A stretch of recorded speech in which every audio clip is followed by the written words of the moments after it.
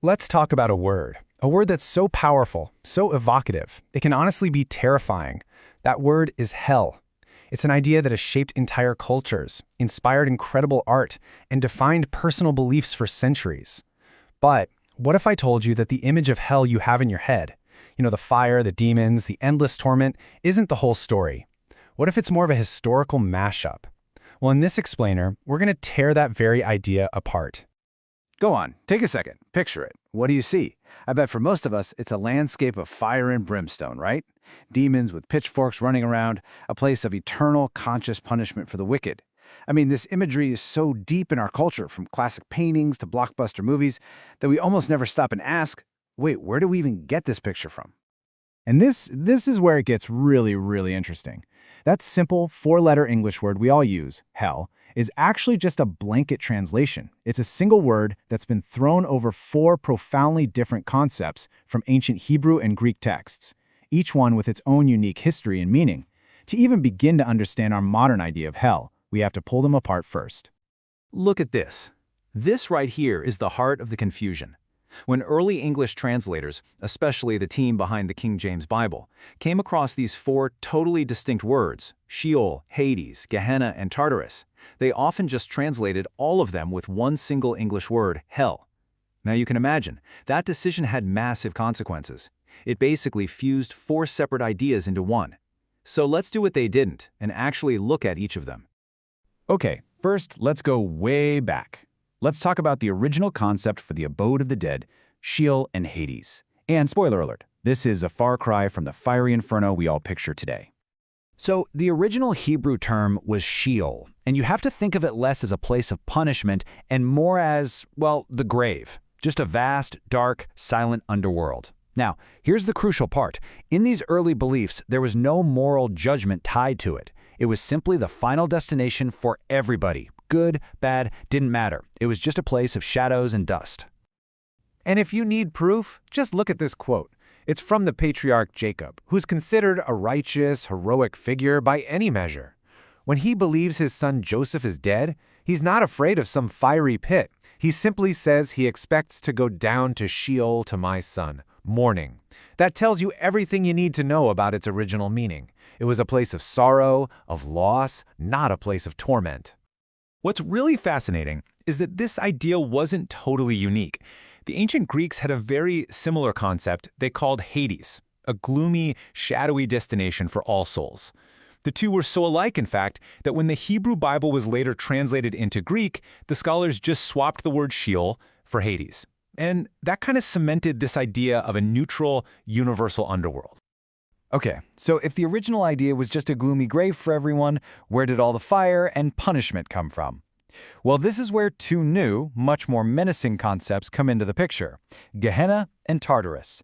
This is where things take a dark turn. Now, unlike the kind of mythical Sheol, Gehenna was a real place, like a pin on a map. The name comes from the Hebrew Gehinnom, which means the Valley of Hinnom, and it was located right outside the walls of ancient Jerusalem. In this valley, it had a dark and cursed reputation, mostly because it was a site where some horrific pagan rituals took place, including the practice of child sacrifice to a god named Molech. So how does a literal valley, basically a cursed landfill, become a synonym for eternal damnation? Well, the evolution is pretty incredible. First, it's just a physical place with a really dark history. Over time, its association with these cursed acts transforms it into this powerful metaphor. The real fires that once burned in that valley became the symbolic fires of divine judgment, a place of punishment reserved only for the wicked. And this chart just lays it all out, doesn't it? It shows this profound shift in thinking. On one side, you've got Sheol, neutral, universal, basically the grave. On the other side, Gehenna, fiery, punitive, just for the unrighteous, the inferno. They are two completely different concepts from different times that would eventually get all tangled up. All right, now for our fourth and final piece of the puzzle, Tartarus. This term is borrowed straight out of Greek mythology, and Tartarus wasn't the general underworld like Hades was. Oh no. You should think of Tartarus as a maximum security prison, way down in the deepest, darkest part of the underworld. This was the place where the gods locked up their greatest enemies, like the Titans. So when it's mentioned in the New Testament, and it's only mentioned once, it's not a place for human souls. It's a holding cell for rebellious fallen angels who are awaiting judgment. It adds this whole other dimension of cosmic darkness in confinement.